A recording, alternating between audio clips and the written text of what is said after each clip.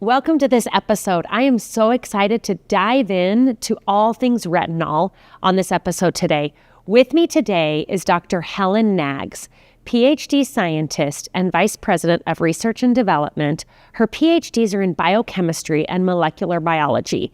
And I had so much fun filming this episode with Helen, Dr. Knaggs. I work with her all the time, so it's fun to just be on a first name basis, but let's not forget that she is a PhD scientist who is really going to dive into myths and truths around retinol and the science of how we formulate products and why retinol is such a powerhouse ingredient. So without any more waiting, let's jump right into my discussion on retinol with Dr. Helen Knaggs.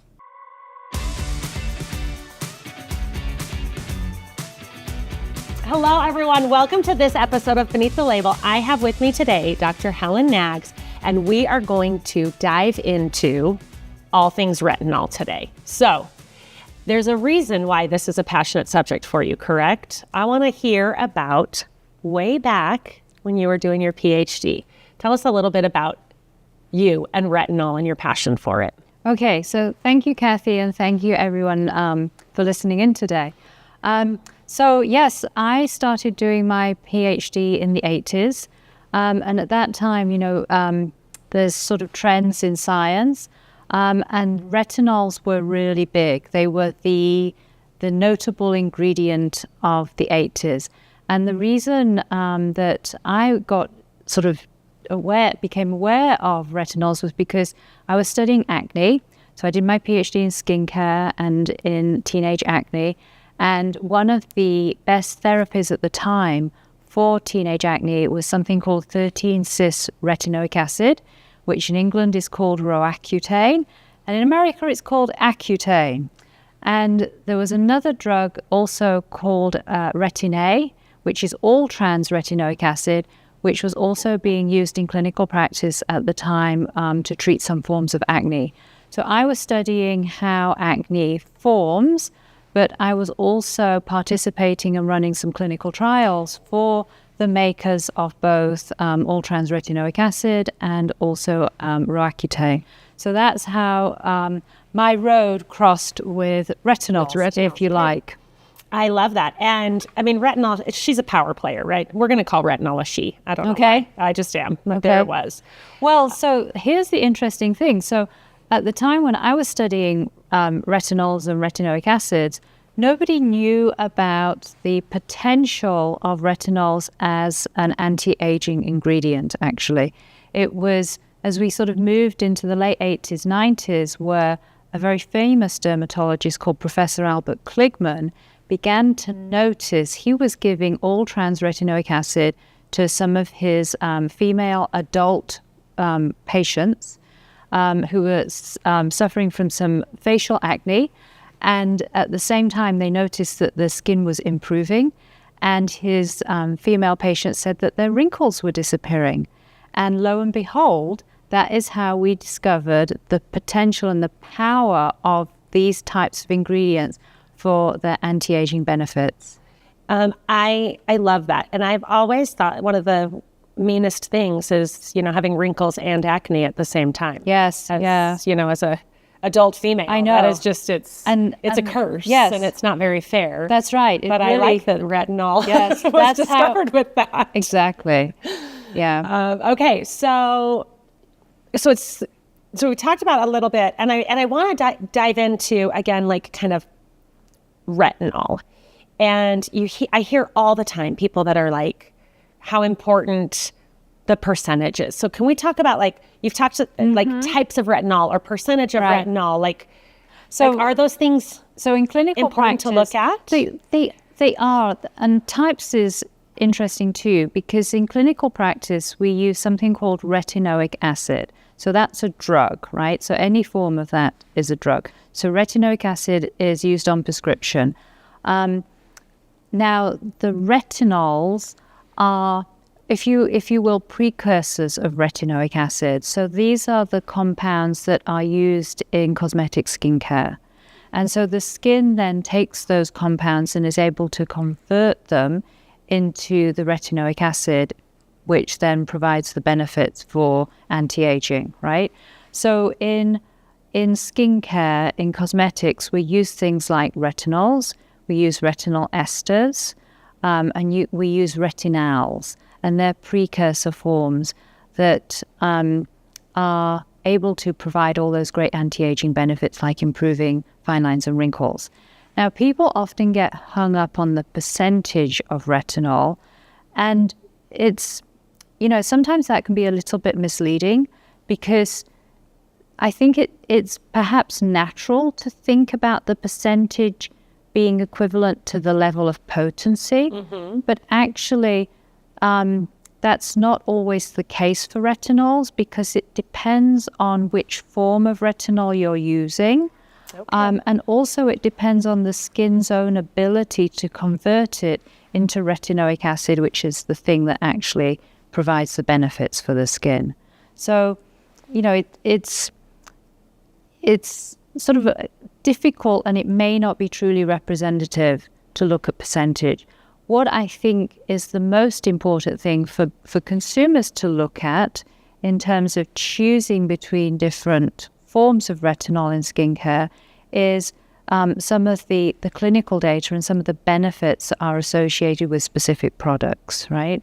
So oftentimes at New Skin, we often talk about the improvement of fine lines and wrinkles in 4 weeks, in 8 weeks, in 12 weeks.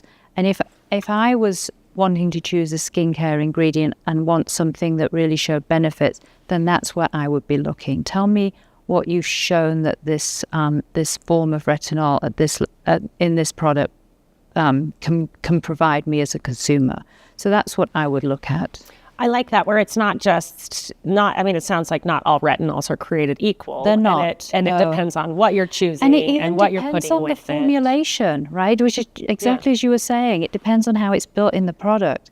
And one of the problems with retinols is that they're unstable. They're notoriously unstable in the products. And so if you don't formulate it right, by the time a consumer gets to use that product, it may not even have any retinol in it. So it could say, 5% on the packet, but maybe that was on day one when it was manufactured. By the time you get it, which may be several months after it was manufactured, does it have that in? Maybe, maybe not, because retinols so easily degrade. Interesting. So you have to, as you're formulating, you would think about how do you protect you the need potency to be smart. of the retinol instead of just, it had this percent. I don't even know what a good percentage is, so I won't throw out a random number, but it has this percentage. But if it breaks down fast, you're right. By the time that it gets to you, and then as you use it, it's going to break down. Change. As well. That's interesting.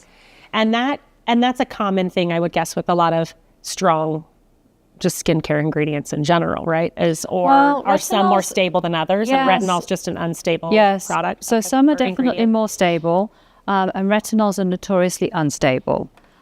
So you want to use. So you really have to be sort of smart, or make some good choices about, is the product that you're using, has it got a form of retinol that's going to be stable over time? Does it produce good clinical benefits? Is the cosmetic company showing me examples of the benefits that I might experience with this product? What do those look like?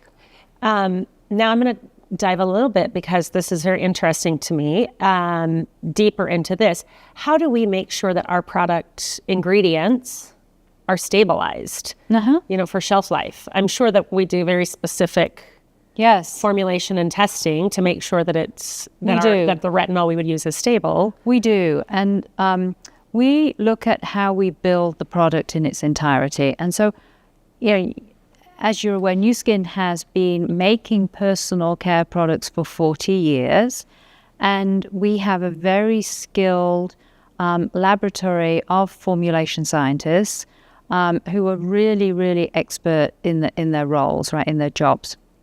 And so when they're working with something like retinol, they'll know that it is inherently unstable, and they'll think about, okay, how do I build this product to make sure that it preserves it, because we want these products to have clinical benefit. We want these ingredients to be able to perform as we intended them to when we built this product. So we can look for certain forms of retinol that actually are much more stable. So when you put them in the product, they will have more durability, if you like, and more longevity within that product. We can also add in other ingredients, things like antioxidant that help prevent oxidation in the product. So, we formulate intentionally based on the end result that we want. I love that. Instead of starting with a goal of a percentage of something, it's on the end result. Yes. And then working and doing the science Kathy. of that. Yes, that's really good. But I love that. Yes. What is our goal? Yes. And then formulate and how do we to make that, sure that we get and can that? we prove it with the clinical? Yeah, right? You're absolutely right. I love that. And I know it's not easy. I am so grateful for our PhD scientists, and really looking at this. And formulation is like building or making a recipe. So you don't just make it and that's the one you stick with, but you decide, maybe I vary this ingredient or maybe I vary that ingredient. Or we're always looking to provide our end consumer with a great experience when they use the product. And so we're always tweaking things just a little bit to ensure that the consumer not only gets the benefit, but really enjoys using the product too. I love that because experience is so much. The benefit is number one for me, obviously. And I think for most consumers. But well, the feel. The aesthetics. Okay. So while we're talking about using it, there's myths and truths about using retinols, right? Like you use it at night usually, or is that just to get in the habit? Like, is there a reason that you need to take it once a day or use it once a day, twice a day, morning or night? Like what is the truth around like how you would use a retinol? So in our clinical studies, we've used our form of retinol just once a day. Okay. Right? And I think that's also because it can slot in easily into a regimen if you use it in the night. So it doesn't necessarily take the place of something you're already using. Okay. But you can segue it quite nicely into your pre-existing skincare regimen, right? Retinols also in the early days, and even today in some formulations, they can be quite irritating. Okay. And part of the reason why we sort of have these myths today are that people couldn't use them twice a day because they were too irritating for them. And so, if you find a form of retinol that is stable and that doesn't irritate, then you can use it once a day, you could use it twice a day. It's sort of, you have to work with some of these ingredients and your own skin. If you're somebody that has, is likely to get skin sensitivity, then maybe you use it once a day. And in the clinical studies that we've done, we've got really good efficacy just using it once a day. But if you wanted to use it a little bit more and it doesn't irritate your skin, then that would be okay as well. I love that. Here's another, and I don't know if it's a truth or a myth, but that I hear is you can't use retinol and vitamin C serums together. Yeah, and again, that comes from, I think, the sort of irritation potential of both of these ingredients. So vitamin C is an acid, so that in itself can be irritating to the skin. And retinols also may cause irritation. But again, if you play around with formulations and different forms of those ingredients, you can help to mitigate against some of the irritation. So, it depends on your skin type. It depends on the product you're using and what types of ingredients they've used.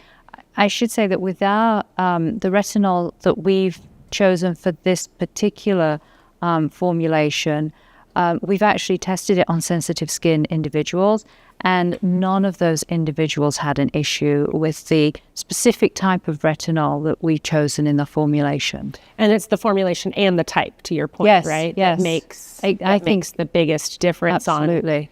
Yes. Efficacy and irritation potential. Yes. And I would guess that a lot of ingredients, you don't have to do that additional irritation, but like you said, retinol is one that... And you do. And also, I think with any product, a good formulation lab will always be thinking about the design of that formulation in terms of what the end results are. And that's what we always do at Nu Skin, is thinking about how do we build things so that we create a satisfactory consumer experience. I love that. Okay, more truths and myths. I love this. This is educating me and all of our listeners. Does retinol exfoliate your skin? Is that how it impact? It's not its main mechanism of action. Things like alpha hydroxy acids and polyhydroxy acids will be more of those typical exfoliators. So retinol doesn't really drive its benefits through that exfoliation. That would be a different type of ingredient. If you're using like the AHAs and that, do you need to avoid? And AHAs and PHAs. Thank you. I'm like, and the other, do you need to avoid retinols with it, or can those be used, I think, in conjunction with each other? I always like to think about being kind to your skin. If you've used a really, and alpha hydroxy acids and polyhydroxy acids also vary in their levels and the types of products. So with a alpha or polyhydroxy acid, you could go to a spa and they will use something like a 15% or 20% alpha hydroxy acid peel. If you've had that level of treatment, I wouldn't use a retinol, right? But if you're using products that you bought, over in the store that have low levels, regular everyday use, and your skin is fine, you can mix and match a little bit. It depends on how your skin, think about what your skin is doing, and if it's fine and you're getting the results you want, I think you've got a good regimen. I love that. Okay. Does retinol make your skin thinner? This is another that I found online of a myth, is that retinol thins your skin. No, not really. If you look at makes it sensitive. It shouldn't do. There's forms today where it won't make your skin more sensitive. In fact, if you actually look at some of the biology of someone that's using retinols, you actually might see the opposite, a little bit of epidermal thickening. So it shouldn't be making it thinner. So that one was a myth. I would say that was a myth. Yes. Okay, so that one was a myth. What age should you start using retinol? And this is maybe a trick question all the way back to your PhD. I know, that's what I'm thinking. Where it was this and this, but let's say that you're not, is there even an age, or does it just depend on the retinol that you're buying and the formulation's purpose? Yeah, and if you go to a dermatologist and you're a teenager who's prescribed it, then you might be using, a form of retinoic acid for acne. I think 18 plus. 18 plus? Yes, and that's what, as we've designed our formulations, that's what we built for 18 plus, I think. When I started, I didn't really know anything about skincare until I started working at Nu Skin and decided to come work for, a beauty company, a high-end skincare company. And I remember thinking the sooner I started using great products, the better my skin would be. And my theory was always use it before you need it. Yeah. Instead of getting to the point where it's like, oh my gosh, now I need to do it. But I just personally was always, okay, I'm going to start using this whatever product before I need it. Yes. That's a really good anti-aging point of view. I think that's perfect. And, another product that would go really importantly along with that is an SPF. Always use a daily SPF. I think that can preserve your skin for the long haul as well. Yeah. And you use SPFs primarily in the morning always? Yes. Because you don't want to sleep in an SPF. No. So, you can build your regimen. So you could do your morning routine, and then you put a product with sun protection in it.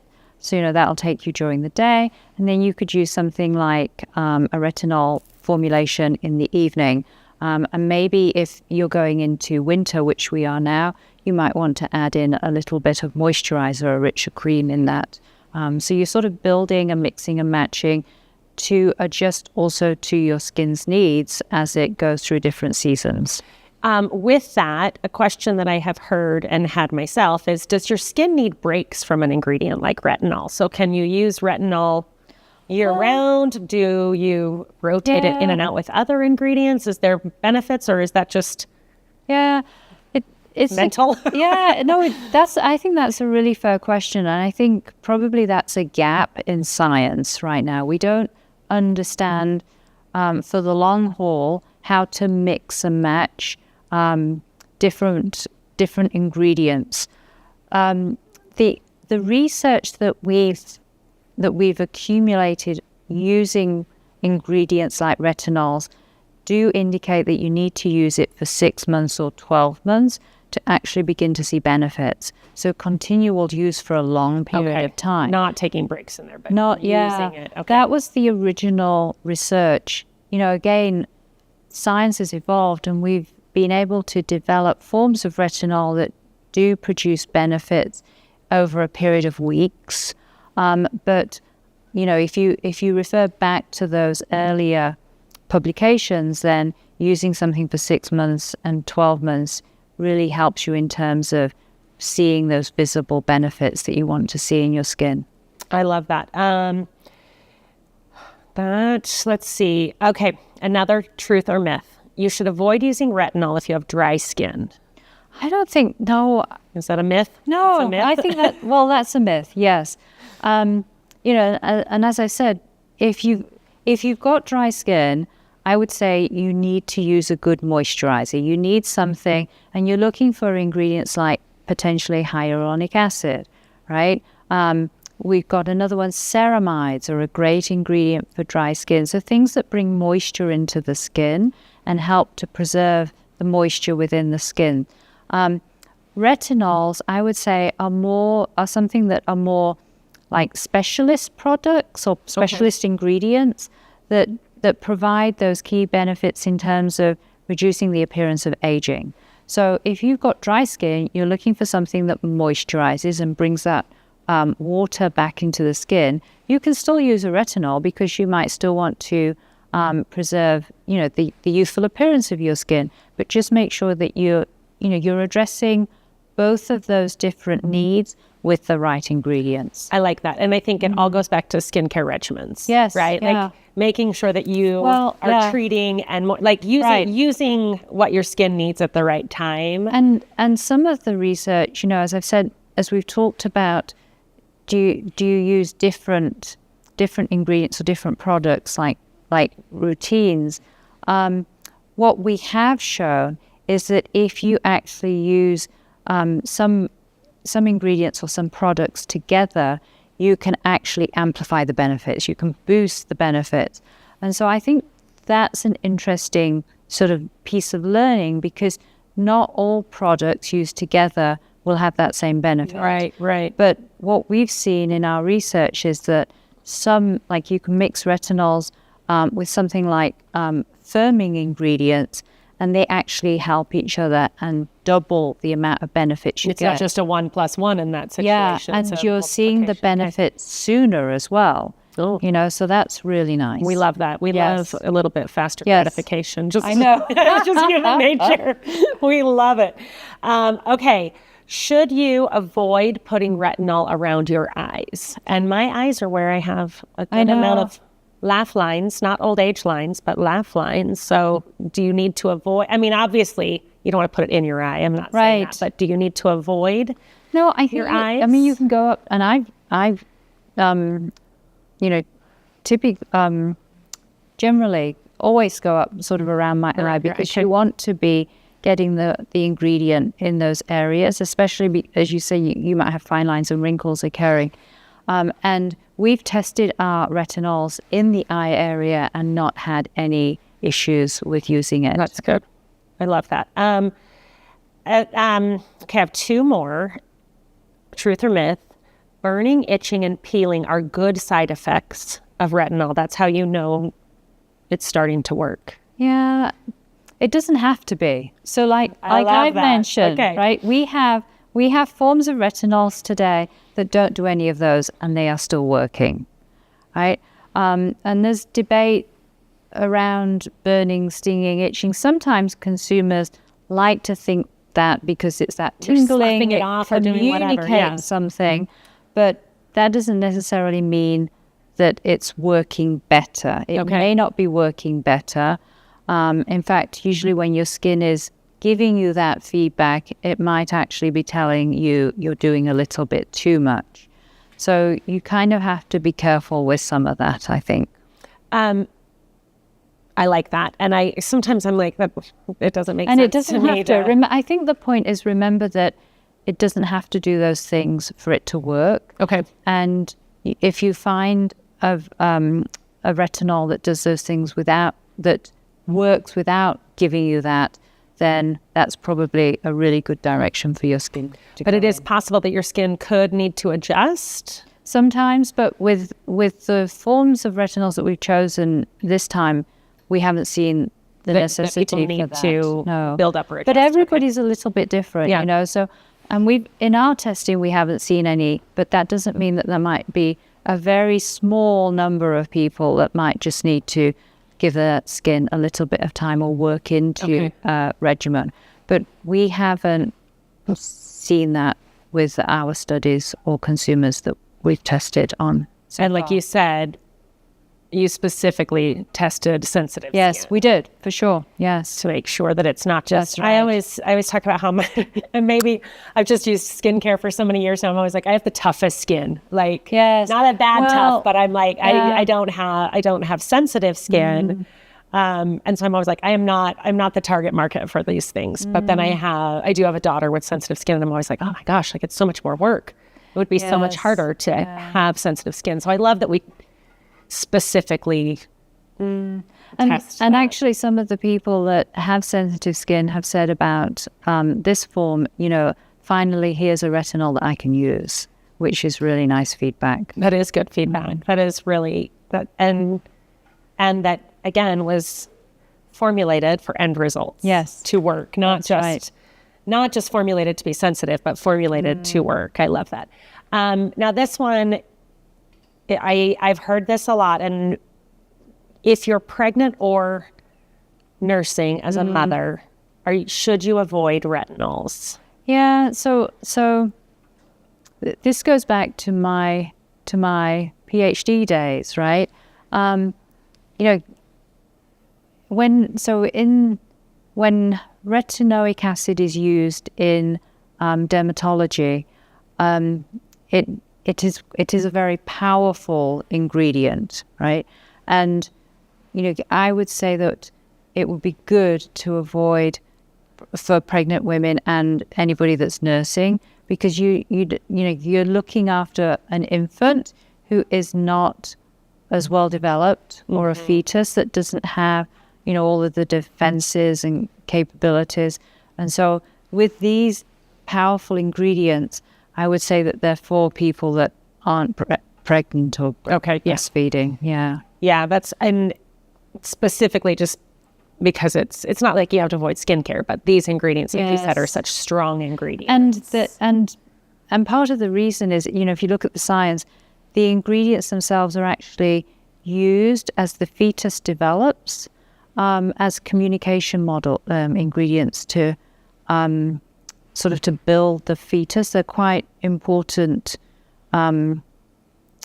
sort of biochemical sort of communicators at that point in your life to help development. And so you want to sort of avoid anything that your body's already taking care of. Yeah. I like that. Okay, what am I missing with retinol? What questions did I not ask that you think people need to understand and know about retinol? I feel like I've learned a ton more about retinols. I mean, I would just summarize and say that it's a really great ingredient. You know, in the late 80s and 90s, it was seen as like the fountain of youth almost. Yeah. It was the one thing that people would hang their hat on as actually being able to provide anti-aging benefits for skin, really powerful, visible anti-aging benefits. And what we've seen since that time is just chemistry's evolved to a place where we can provide those powerful benefits in forms that are, not irritating, and in ways that we're learning how to work with these products and these ingredients to provide the benefits faster. I like that. Science has taken it so that probably more people can use it, not, the power of it, or keep it more stable and do this. That's right. Do these things. Helen, thank you. Thank you for being Kathy. on here. This Great is questions. exciting. No, I love those questions. I know. I was Thank like, you. ooh, what are the myths? Like, what can we uncover anytime. and kind of figure out? It's fun. Yes. So, I appreciate it so much. Thank you. Thank you. Thank you for the opportunity. Bye.